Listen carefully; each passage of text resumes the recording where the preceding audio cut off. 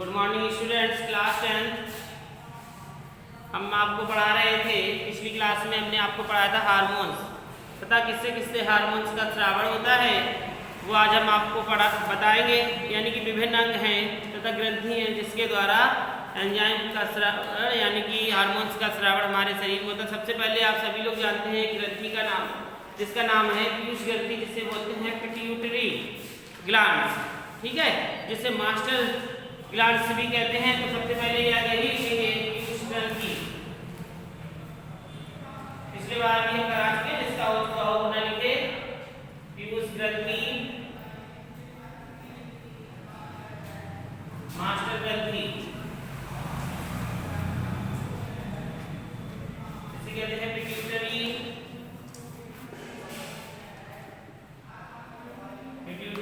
Glands,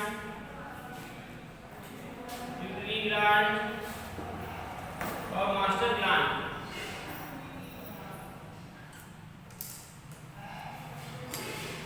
note कर लीजिए, ये तो पता ही है कि पीयूष ग्रंथि कहाँ पर पाई जाती है, मस्तिष्क में, ठीक है। तो लिखना है यह एक जटिल ग्रंथि है, यह एक जटिल ग्रंथि है जो अग्र मस्तिष्क के पश्च भाग में, जो अग्र मस्तिष्क के पश्च भाग में डाइएनसेफलॉन नामक संरचना के अधर तल पर स्थित होती है, अधर तल पर स्थित होती है। यह इन्फेंडिबुलम नामक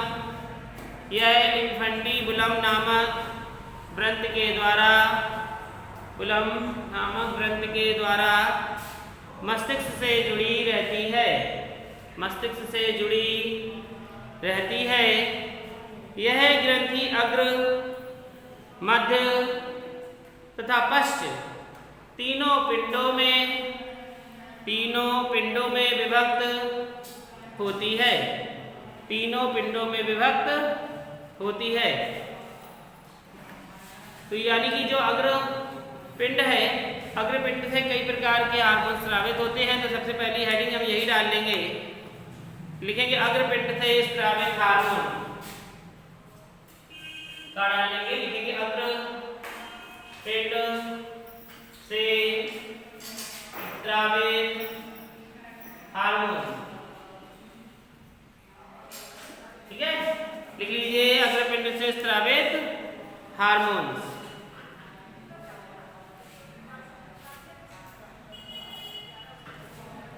देखिए अग्रपिंड से जो स्रावित हार्मोन होता है उसे हम कहते हैं सोमैटोट्रोपिक या वृद्धि हार्मोन। तो लिखेंगे सबसे पहले, इससे पहले हम निकाल के लिखेंगे सोमैटोट्रोपिक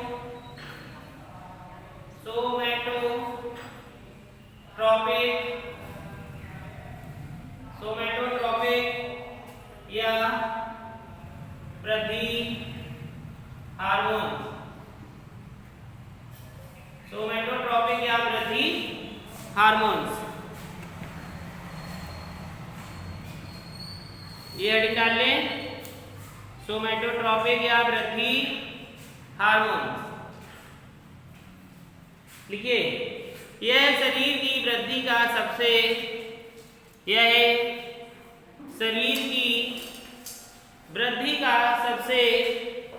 महत्वपूर्ण प्रेरक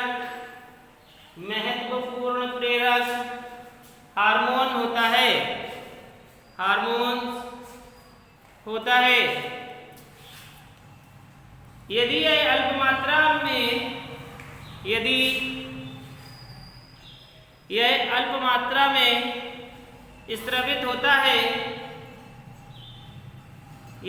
अल्प मात्रा में स्रावित होता है, तो शरीर बौना रह जाता है, और यदि यह अधिक मात्रा में स्रावित हो और यदि ये अधिक मात्रा में स्त्रवित हो तो शरीर भीमकाय हो जाता है, तो शरीर भीमकाय हो जाता है। तो देखिए हम आपको पहले ही बता चुके हैं कि हार्मोन्स से वृद्धि का निर्माण होता है। शरीर में ये अल्प मात्रा में अगर विकसित हो रहा है ग्रंथि के द्वारा तो शरीर कैसा होगा, शरीर वृद्धि नहीं करेगा, यानी कि वह शरीर बौना टाइप का रह जाएगा। और अगर अधिक मात्रा में हो रहा है तो शरीर लंबा भी हो सकता है या भी फैल भी सकता है, तो भीमकाय हो जाता है। दूसरी हेडिंग डालेंगे पुटिका प्रेरक हार्मोन्स। पुटिका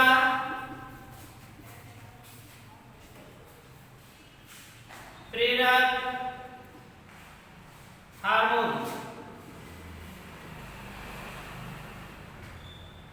पुटिका प्रेरक हार्मोन्स।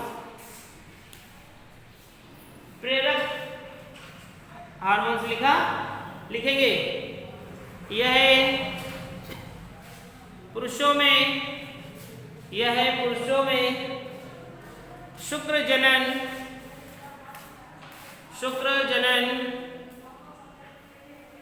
नलिकाओं की वृद्धि, शुक्र जनन नलिकाओं की वृद्धि तथा शुक्राणु जनन को प्रेरित करता है, तथा शुक्राणु जनन को प्रेरित करता है।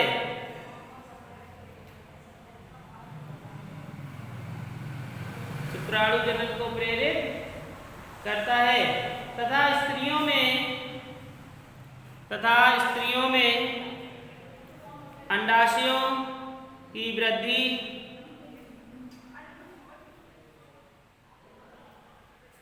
और विकास,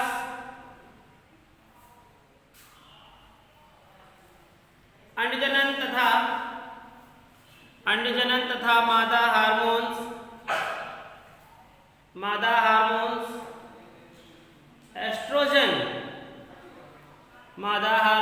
एस्ट्रोजन के स्रावण को प्रेरित करता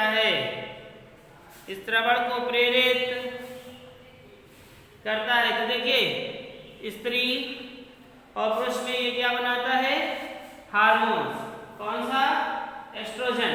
तो एस्ट्रोजन यानी कि स्पर्म जब बनते हैं और इसी प्रकार से स्त्रियों में अंडों का निर्माण होता है, जिसमें ये नहीं होते हैं तो वह स्त्री या पुरुष क्या हो सकता है, बंधे हो सकता है, यानी कि बांझ हो सकता है। उस स्त्री या पुरुष के बच्चे नहीं हो सकते। ऐसे बहुत से आपने देखे होंगे कि जिनके बच्चे नहीं होते तो इनमें ये हार्मोन्स की कमी हो जाती है, जिसमें अंडों का निर्माण नहीं होता है, या पुरुष में कमी बताई जाती है, तो यानी कि उसमें जो स्पर्म होते हैं, शुक्र जनन जो होते हैं, तो उनका निर्माण नहीं हो पाता है। किनके कारण, सिर्फ हार्मोन्स के कारण ही ऐसा होता है। तो अब तीसरी हेडिंग डालेंगे luteinizing hormone. Luteinising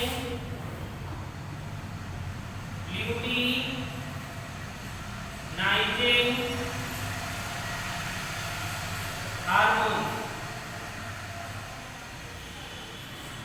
luteinising hormones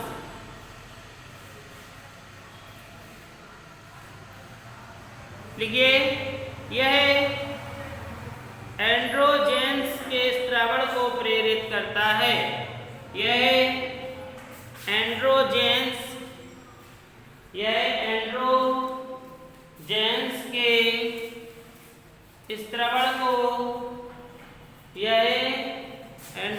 के स्रावण को प्रेरित करता है।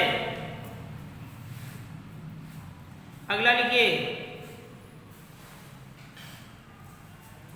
थायरोटॉपिक या थायराइड प्रेरक हार्मोन। थायरोटॉपिक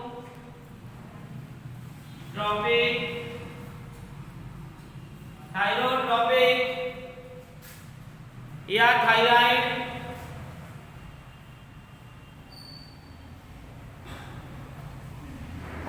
प्रेरक हार्मोन।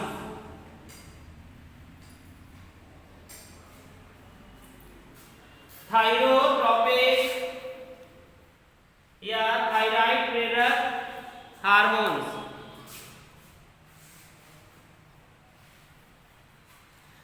थायराइड से संबंधित है। थायराइड ग्रंथि कहाँ पर पाई जाती है? हम आपको पिछली क्लास में बता चुके हैं, गले में, है ना, गले में पाई जाती है। तो लिखिए, यह थायराइड ग्रंथि की वृद्धि, यह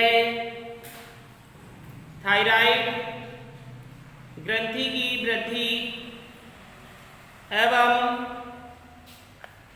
स्त्रवण क्रिया का प्रेरक होता है, एवं स्त्रवण क्रिया का प्रेरक होता है, एवं स्त्रवण क्रिया का प्रेरक होता है। अगली हेडिंग डालेंगे,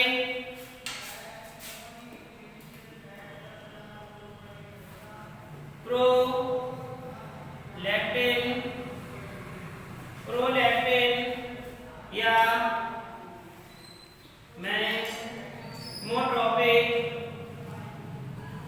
मेमोट्रोपिक हार्मोन्स।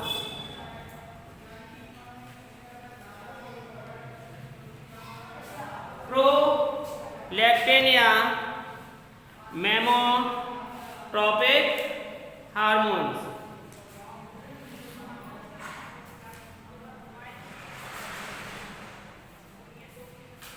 लिखेंगे।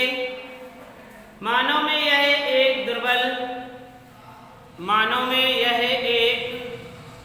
दुर्बल यानी कि कमजोर हार्मोन्स है। मानव में यह एक दुर्बल वृद्धि हार्मोन का काम करता है। मानव में यह एक दुर्बल वृद्धि हार्मोन्स का काम करता है। स्त्रियों में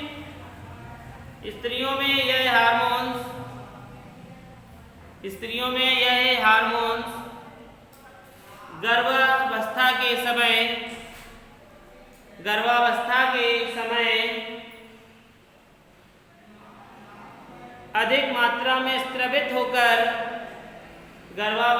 समय अधिक मात्रा में स्त्रवित होकर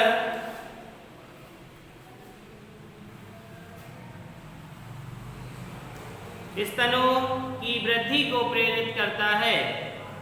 स्तनों की वृद्धि को प्रेरित करता है। अब अगला है एडिनोकार्टिकोट्रोपिक हार्मोन। लिख लीजिए, 6 नंबर है आपका एडिनोकार्टिकोट्रोपिक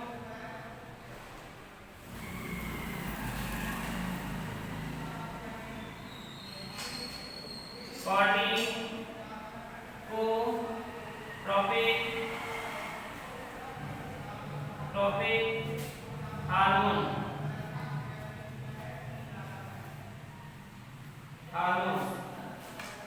लिख लीजिए, यह अधिवृक्क ग्रंथियों के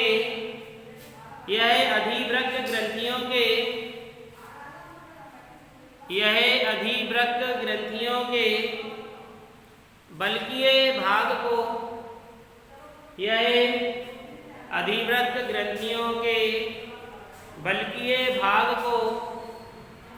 स्त्रवण के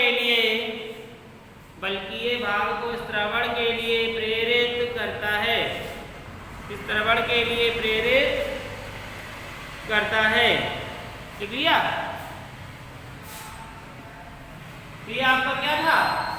अग्रपिंड से स्रावित हार्मोन्स थे, यानी कि अग्रपिंड जो है उससे स्रावित निकला है। अब हमारे पास पश्चपिंड भी है और पश्चपिंड से भी हार्मोन्स स्रावित हो रहे थे। हेडिंग डाल लीजिए, पश्चपिंड से स्रावित हार्मोन। पश्चपिंड से स्रावित हार्मोन्स। पश्चपिंड से स्रावित हार्मोन्स।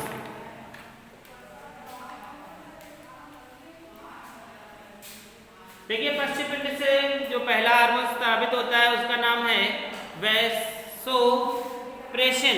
लिख लीजिए, वैसोप्रेसिन। पहला है वैसोप्रेसिन।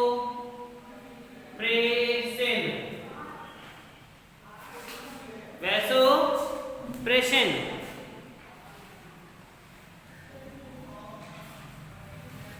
लिखेंगे यह वृक्क नलिकाओं में, यह वृक्क नलिकाओं में जल के पुनः शोषण, यह वृक्क नलिकाओं में जल के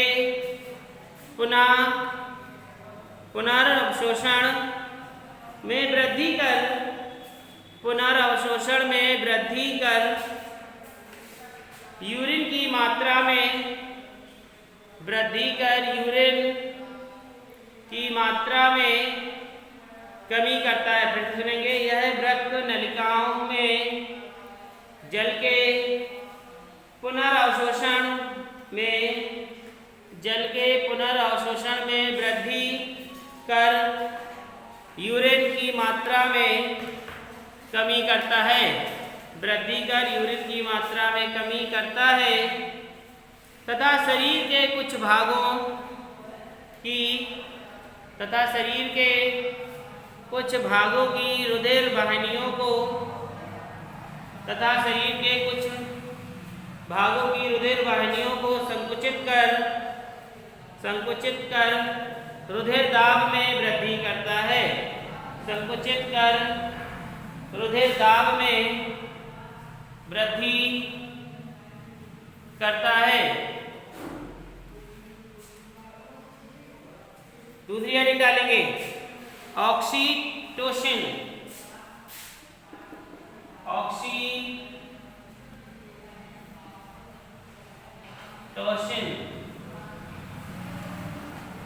ऑक्सीटोसिन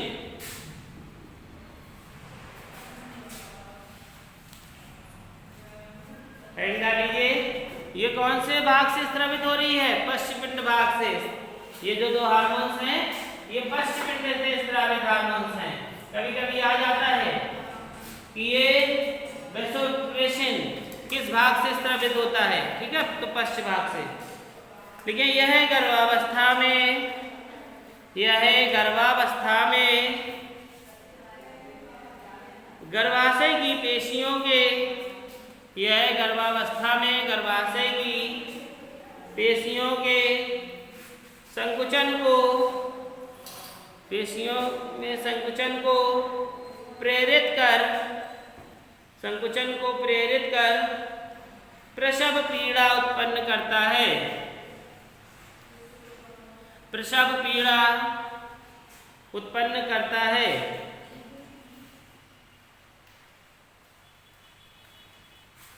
तथा दुग्ध ग्रंथियों से, तथा दुग्ध ग्रंथियों से दुग्ध स्त्रवण में, तथा दुग्ध ग्रंथियों से दुग्ध स्त्रवण में सहायता करता है।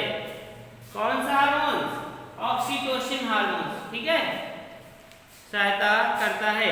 तो ये तो तुम्हारे हो गए अग्र से पश्च से। अब कौन सा बचा? आगे हो गया, पीछे हो गया, तो क्या बचेगा? मध्य। लिख लीजिए मध्य पिंड से स्रावित हार्मोन।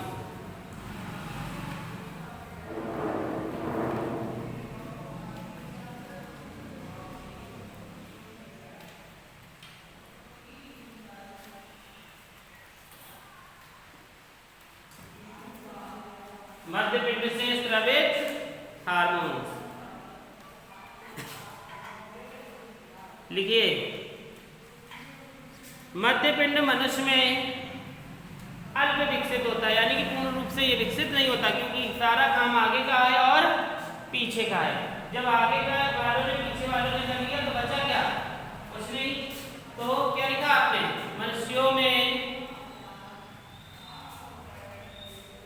मध्य पिंड अल्प विकसित होता है, अल्प विकसित होता है। लिखेंगे अगली लाइन से, पीयूष ग्रंथि से स्रावित हार्मोन्स, पीयूष ग्रंथि से स्रावित हार्मोन्स शरीर की अन्य ग्रंथियों के, शरीर की अन्य ग्रंथियों से, पीयूष ग्रंथियों से स्रावित हार्मोन्स शरीर की अन्य ग्रंथियों के श्रवण पर नियंत्रण रखते हैं, ग्रंथियों के श्रवण पर नियंत्रण रखते हैं, इसीलिए इसको मास्टर ग्रंथि कहते हैं। इसीलिए इसे मास्टर ग्रंथि कहते हैं। देखिए नियंत्रण रखने वाला कौन होता है, जैसे स्कूल में मास्टर हो और सारे बच्चे बैठे हो तो एक टीचर क्या करता है, सारे बच्चों पर नियंत्रण रखता है, इसीलिए उसे क्या कहा जाता है, मास्टर। इसी प्रकार से हमारे शरीर में जो तंत्रिकाएं हैं, जो हार्मोन्स हैं जो चल रहे हैं, तो उनका भी एक कौन है नियंत्रण करने वाला, मास्टर ग्रंथि, जो सबकी क्या करता है, नियंत्रण रखता है, इसीलिए हम इसे क्या कहते हैं, मास्टर ग्रंथि कहते हैं। ठीक है, तो ये आज आपका यहाँ तक हो गया, कल इसके बाद हम